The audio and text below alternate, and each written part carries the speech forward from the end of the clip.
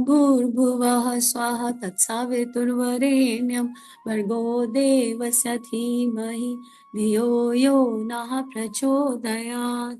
परम पूज्य गुरुदेव वंदे माँ की अनंत असीम कृपा से आत्मा और परमात्मा के मिलन संजोग का दिव्य अमृत ग्रहण करने के बाद आज जन्म शताब्दी पुस्तक माला इसका दिव्य दिव्य स्वाध्याय। जन्म शताब्दी पुस्तक माला की जो खूबसूरती है वो ये है कि ये परम पूज्य गुरुदेव की वाणी है, जिनको स्टोर और रिकॉर्ड कर लिया गया है, जिनको लिख लिया गया है। जन्म शताब्दी पुस्तक माला में गुरुदेव के 100 प्रवचन है जो गुरुदेव ने स्वयं दिए। जब गुरुदेव थे अपनी देह से तो गुरुदेव ने जो शांति कुंज टोलियां जाती थी या गुरुदेव कहीं जाते थे तो गुरुदेव जिन टॉपिक्स पर प्रवचन देते थे उनको लिख लिया, लिपिबद्ध कर लिया गया और हमारे सामने जन्म शताब्दी पुस्तक माला के रूप में हम लोग के सामने उसको रख दिया गया। हम लोग ये पॉकेट बुक्स जैसी होती है, हम लोग चाहें तो ये 100 का सेट शांति कुंज से या किसी भी प्रज्ञापीठ से, किसी भी शक्तिपीठ से इसे ले सकते हैं। तो सभी से अनुरोध, सभी से प्रार्थना और समूह की उस दिव्य शक्ति को नमन जो अभी साथ में है। बुक नंबर 57, गुणों का परिष्कार ही सच्ची भक्ति। आइए माँ क्या कहती हैं। हमें ये हमेशा याद रखना है कि जब भी हम जन्म शताब्दी पुस्तक माला की कोई नई किताब शुरू करते हैं, सबसे पहले माँ के मैसेज को पढ़ते हैं कि वंदनीय माँ हमसे क्या कह रही है।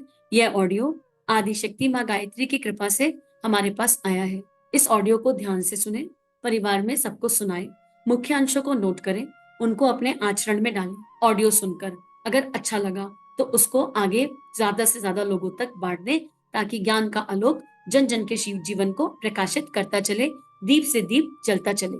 और आप चाहें तो जन्म शताब्दी पुस्तक माला लेकर रखें, आपको अच्छी लगी तो उसको खुद भी पढ़ें।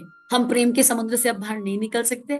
आत्मा और परमात्मा का मिलन संजोग पढ़ने के उसके चिंतन के बाद तो आइए आत्मा के इस अध्ययन को और गहरा लेके चलें।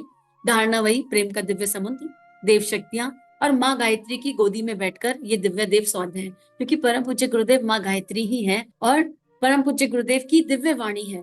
तो भावना करेंगे कि हम माँ गायत्री में की गोदी में बैठे हैं और हृदय में से गुरुदेव बोल रहे हैं और ये हम सबकी आत्मा का अध्ययन है, कोई व्याख्यान नहीं है, केवल स्व का अध्ययन है।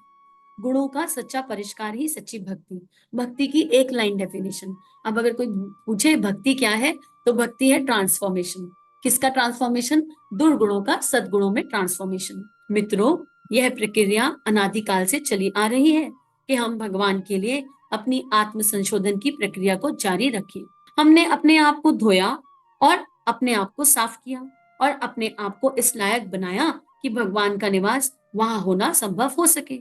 आवगढ़ महाराज ने एक बार पंडित मोतीलाल नेहरू को किसी सलाह के लिए अपने यहाँ बुलाया। उन दिनों वे 1000 रुपया रोज अपनी फीस लिया करते थे। आवगढ़ महाराज के यहाँ जब पंडित जी आए तो उन्होंने क्या काम किया? सबसे पहले अपने नहाने धोने, टट्टी पेशाब वगैरह जाने के स्थान देखे। उन्होंने देखा कि यहाँ तो दुर्गंध आ रही है। उन्होंने कहा, अरे भाई, हमें बीमार करोगे क्या? यहाँ तो हम नहीं रह सकते। आवगढ़ महाराज ने तुरंत दूसरा इंतजाम किया। उनके लिए नए कमोड मंगवाए और नई जगह बनवाई जहाँ गंदगी ना पैदा होती हो, बदबू ना आती हो। भगवान को आप बुलाना तो चाहते हैं बेटे, लेकिन तुझे नहीं मालूम कि क्या करना पड़ता है। कल गवर्नर आ रहा है, सबकी अकल लग रही है कि देखिए, कूड़ा हटाइए, सड़क साफ कीजिए, रास्ता बंद कीजिए, नाली को यहाँ से निकालिए, यहाँ से अमुक सामान उठाइए। गवर्नर के आने पर कितनी आफत आ रही है और सफाई में कितना पैसा खर्ची करना पड़ रहा है। मित्रों, अगर भगवान आपके पास आ जाए तो क्या करना पड़ेगा? तब तो बेटे रोम रोम साफ करना पड़ेगा, अपनी नस नस साफ करनी पड़ेगी। इससे कम में काम नहीं चलेगा। गंदगी में आकर भगवान क्या करेंगे? जब गवर्नर आ रहे हैं तो ट्रैफिक पुलिस वाले लग रहे हैं, हम लग रहे हैं, सारे कर्मचारी लग रहे हैं, आप भी लग रहे हैं, कार्यकर्ता लग रहे हैं। साफ करो, साफ करो। क्यों साहब? साफ करने से क्या मिलेगा? साफ करने से यह मालूम पड़ेगा, समझ में आएगा कि ये इस लायक है कि यहाँ जाया जा सकता है। अगर हम दरवाजे तक कुत्ते की टट्टी का ढेर लगा दें तब? मित्रों, गवर्नर साहब कहेंगे ये बड़े घटिया आदमी हैं। भगवान के लिए तो कुछ भी नहीं करना पड़ेगा, बस एक काम करना है, अपने आप की सफाई, अपने आप की धुलाई। और अगर अपने आप की धुलाई हो गई, अगर समझ सकते हो, तो मैं आपको कह सकता हूँ कि आपने अध्यात्मवाद का आदर्श स्वीकार कर लिया। आपने अध्यात्मवाद से फायदा उठाने का सही रास्ता जान लिया। इससे कम में कोई रास्ता नहीं, एकदम भावपूर्ण है। जितने लोग हम इस स्वाध्याय को, इस आत्मा के अध्ययन को कर रहे हैं, हम सब कहीं रोज पुकार लगाते हैं, रोज भगवान को बुलाते हैं। अब सोचिए भगवान आ गए और भगवान को देह रूपी मंदिर में, देह रूपी खोल के अंदर बैठना है, और अब इस खोल के अंदर गंदगियां भरी पड़ी हैं। अब ये बताने की आवश्यकता तो नहीं है वो गंदगियां क्या होती हैं, पर चिंतन है, दूसरों की बुलाई भलाई है, और इष्ट चिंतन है ही नहीं, भगवान का चिंतन नहीं है, भगवान के गुणों का चिंतन नहीं है। मतलब नाली में बैठकर हमने 11 माला कर ली, नाली में बैठकर हमने 100 माला कर ली, नाली में बैठकर 57 माला कर ली, क्या होएगा? नाली की तो सफाई करी नहीं, माला और बेकार हो जाएंगी। तो परम पूज्य गुरुदेव कह रहे हैं, जिस देह से माला कर रहे हो वो खाली स्थूल देह तो नहीं है, तुम्हारा एक भाव शरीर है, तुम्हारा एक विचार शरीर है। तो पहले भावनाओं को देखो। गुस्से में बैठकर जब गुस्सा हो जाते हैं ना, तो खाना नहीं बनाना चाहिए। कहते हैं जब गुस्सा हो जाओ तो खाना मत बनाओ, खाने में गुस्से की एनर्जी ट्रेवल हो जाएगी। तो जब बहुत गुस्सा हो जाए, बहुत गुस्सा हो जाए, तो क्या करें? गुस्से में बैठकर दूसरे को जप करके श्राप दे दें, हाय गायत्री माता, इसने हमारे साथ ये बहुत गंदा गंदा किया, 11 माला इसको भस्म करने के लिए, ऐसा करें? फिर पहले गुस्से को शांत करने का रास्ता ढूंढने की आवश्यकता है। भगवान को पुकार लगाएं, भगवान जी बहुत गुस्सा आ रहा है, भगवान जी बहुत परेशान हो रहे हैं इस गुस्से से, भगवान जी दूसरे का चिंतन चल रहा है और गलत चिंतन चल रहा है जो बिल्कुल नहीं चलना चाहिए। हम गायत्री माँ की गोदी में बैठे हैं, उनकी संतान है, तो कहे उनसे हमें रास्ता दिखाओ। और फिर जब हम मूल में जाएंगे तो हमको समझ में आ जाएगा गुस्सा किसी ने दिलाया नहीं, कोई नहीं था जो हमें गुस्सा दिला सके। हमारे ही चित्त की आशा अपेक्षाएं, हमारे मन के अनुरूप चीजें हुई नहीं, और गुस्से का संस्कार तो भीतर ही था, वो तो मल रूप में भीतर ही बैठा था। सामने वाले ने तो केवल एक परिस्थिति दी, और उस परिस्थिति में जो भीतर था वो बाहर आ गया। एक मैसेज आजकल बड़ा वायरल है कि आपके हाथ में एक कप है, उस कप में गरम गरम चाय है, एक के हाथ में गरम गरम कॉफी है, एक के हाथ में ठंडा ठंडा जूस है, एक के हाथ में जल है। अब पीछे से कोई आया, उनने धक्का दे दिया, गलती से धक्का लग गया, ऐसा मान लो। तो जिसके हाथ में कप के हाथ के कप में जो है वही तो छलकेगा, या चाय वाले के कप से कॉफी झलक जाएगी? नहीं होगा ना, जल वाले के कप से जल ही बाहर गिरेगा छलक कर। अब ऐसे में हम सामने वाले को कह दे तुमने धक्का मारा इसलिए हमारी चाय गिर गई ना, हमारे कप में चाय थी इसलिए चाय गिर गई। जिसका कप खाली है उसमें से कुछ नहीं गिरेगा, कितना भी धक्का लग जाए। और अगर हम कमजोर हैं, बहुत वीक हैं, तो ऐसा हो सकता है किसी के धक्के पर कप ही टूट के गिर जाए, हाथ से कप ही छूट जाए, और फिर हम दूसरे को कहें तुम्हारी वजह से हमारा कप टूट गया। नहीं जी, पकड़ मजबूत नहीं थी, उस कप पर पकड़ मजबूत नहीं थी, कमजोरी से पकड़ रखा था। तो भगवान पर पकड़ मजबूत होनी चाहिए ना, अपने श्रद्धा विश्वास के साथ अपने इष्ट पर एक पकड़, गहरी पकड़। और उस कप में होना क्या चाहिए? केवल इष्ट नाम, इष्ट नाम का अमृत। कि अगर किसी ने धक्का भी दिया तो अंदर से क्या गिरेंगे, अंदर से क्या बिखरेगा? सद्गुण, क्षमा, कृतज्ञता, प्रेम, जो छलक के किसी दूसरे पे भी चला जाए तो उसको आनंद का अनुभव होगा। अरे तुम्हारे भीतर से क्या ही छलका, तो किसी के धक्के का असर नहीं होगा, अपनी आत्मा का आनंद भी इधर उधर नहीं होगा। गुरुदेव हमको यही समझाना चाह रहे हैं कि अगर ये रास्ता समझ में आया तो अध्यात्मवाद है, नहीं तो इससे कम कोई है ही नहीं, इससे कम कोई पॉसिबिलिटी नहीं है। यहाँ परम पूज्य गुरुदेव के जीवन की एक स्टोरी याद आती है। परम पूज्य गुरुदेव गांधी जी के आश्रम में गए, गांधी जी के आश्रम में गए और शायद एक बर्तन दिया उनको, उसमें खाना खाना था बर्तन में, और वो बर्तन जिसमें मतलब वो उनको दिखाया गया, जो मुझे स्टोरी थोड़ी थोड़ी याद आती है पढ़ी हुई, उनको दिखाया गया, और उसमें शायद पॉटी उठाई जाती थी या कुछ, तो उसको दिखाया और उनसे पूछा गया तुम इसमें खाना खा लोगे? तो गुरुदेव ने बोला नहीं खा पाऊंगा, तो बोले इसको धो के लाओ।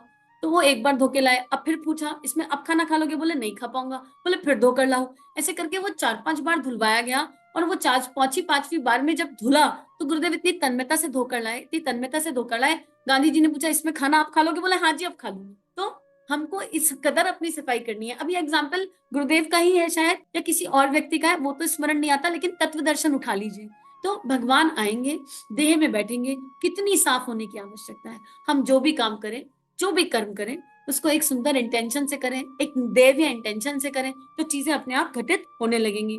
जब देह में, जब घर में कोई जैसे गवर्नर आ रहे हैं तो इतनी तैयारी कर रहे हैं, जब कोई मेहमान आता है तो कितनी तैयारी करते हैं, दामाद आ जाते हैं, कोई दूर के रिश्तेदार आ जाते हैं तो कितनी तैयारी करते हैं। यहाँ तो हम परम सत्ता का आवाहन कर रहे हैं, तो कितनी तैयारी की आवश्यकता है।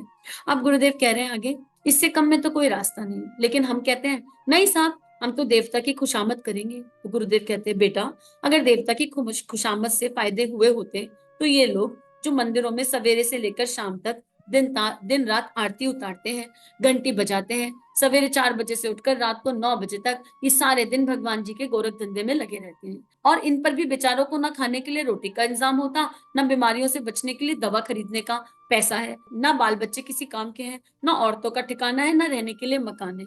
मित्रों, आपको यह बात समझ में क्यों नहीं आ रही कि जो पुजारी मंदिर में 12 घंटे और 16 घंटे पूजा करते हैं, काम करने के बाद खाली हाथ हैं, वहीं आप 15 मिनट या आधा घंटा पूजा करके यह मानते हैं कि हमारी यह मनोकामनाएं पूरी हो जाएंगी और हमको यह फायदा हो जाएगा। आपको यह बात समझ में नहीं आती, इतनी भी अकल नहीं है, इतनी भी आपकी बुद्धि काम नहीं करती। नहीं साहब, बुद्धि से क्या फायदा, हम तो ऐसे ही ले लेंगे। अरे यहाँ कोई अंधेरगर्दी चल रही है, जो कोई खुशामद कर लेता है उसका उल्लू सीधा हो जाता है। बेटे, ये कोई कायदा नहीं होता, भगवान बहुत कायदे से चलते हैं। यह दुनिया बड़े कायदे से चल रही है। सूरज कायदे से चल रहा है, धरती कायदे से चल रही है, हवा कायदे से चल रही है, समुद्र कायदे पर टिके हैं और मनुष्य के जीवन की उन्नति भगवान की कृपा कायदे पर टिकी हुई है। नहीं साहब, बिना कायदे के चल रही है। और ऐसे ही जो कोई उनकी खुशामद कर लेता है, पा लेता है। नहीं बेटे, ऐसा नहीं है। तो गुरुदेव यहाँ पे हर तर्क को काट रहे हैं। हम कितनी भी जिद कर लें, हम कितना भी कह दें कि हम लॉलीपॉप टॉफी कर लेंगे, हम ज्यादा जप कर लेंगे, ज्यादा अनुष्ठान कर लेंगे, ज्यादा साधना कर लेंगे, ज्यादा उपासना कर लेंगे, ज्यादा माला, साधना उपासना तो हाई वर्ड हो गए, ज्यादा माला कर लेंगे, ज्यादा कर्मकांड कर लेंगे। अगर इस खुशामद से भगवान खुश हो जाए, तो किसी का खुश हो जाए तो ईमेल करके बताना जरूर। नंबर नीचे लिखा है, नंबर से बता देना तुम्हारे भगवान खुश हो गए क्या। हमें तो नहीं लगता जो गुरुदेव सिखा रहे हैं उसको करे बिना भगवान को खुश किया जा सकता है, क्योंकि भगवान ना नाखुश है ही नहीं। भगवान परम आनंद चेतना है। भगवान हमेशा ही खुश रहते हैं। तो हमारे 50 माला करने से उनको क्या ज्यादा खुशी होगी और 100 माला करने से क्या दुख और सुख होगा। भगवान को सच्चा आनंद कब मिला, भगवान श्री कृष्ण को सच्चा आनंद तब मिला जब उन्हें अर्जुन मिल गए।